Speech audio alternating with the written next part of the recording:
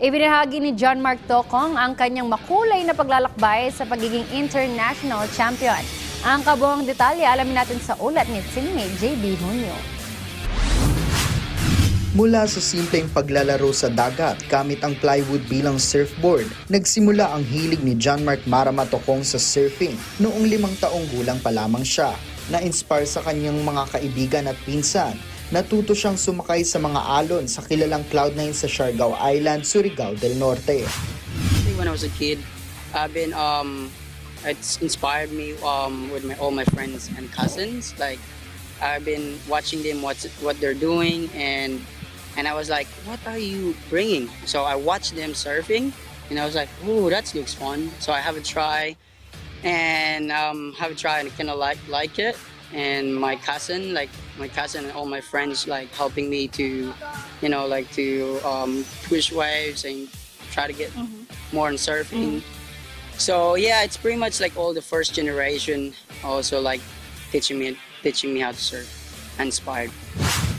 Mula sa takot sa malalaking alon hanggang sa unang barrel na kanyang nasakyan, nadala siya ng pagmamahal sa surfing hanggang sa magsimulang lumahok sa mga local at international competitions. Una siyang sumali sa isang grommet competition kung saan nanalo siya ng 1 kilo ng bigas at sardinas, isang simbolo ng kanyang pagsisimula sa larangan ng surfing.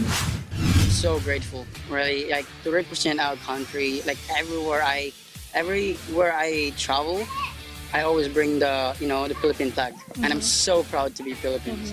And like traveling around the world and like all the communities here in the Philippines, I can't travel without their support. And this is why I'm so grateful for having sponsors and the community here in the Philippines and such a the kindness and support, and then giving me like so much love. So I am fully grateful for all like the support that they give me, and without them I don't think I'll be joining the competition.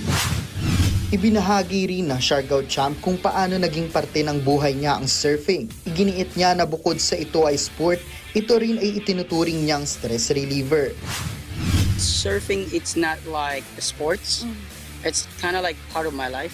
Like when I'm stressed, I go surfing and just chill there, and like surfing, keep me present in the right moment, and just like waiting for the right waves and catch the wave. And after I surf, everything's good.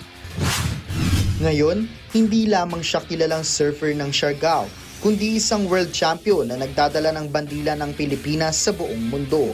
Bilang isa sa mga pinakakilalang Filipino surfer, nag-iwan din siya ng mensahe para sa new generations of athletes.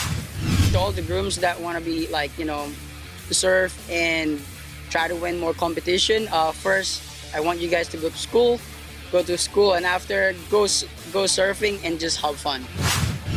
Si Marama ay isang patunay na ang bawat alon na kanyang sinasakyan ay hindi lamang para sa karangalan, kundi ito rin ay para sa pagrerepresenta ng bansa kasama ang mga pinakamagagaling na surfers sa buong mundo.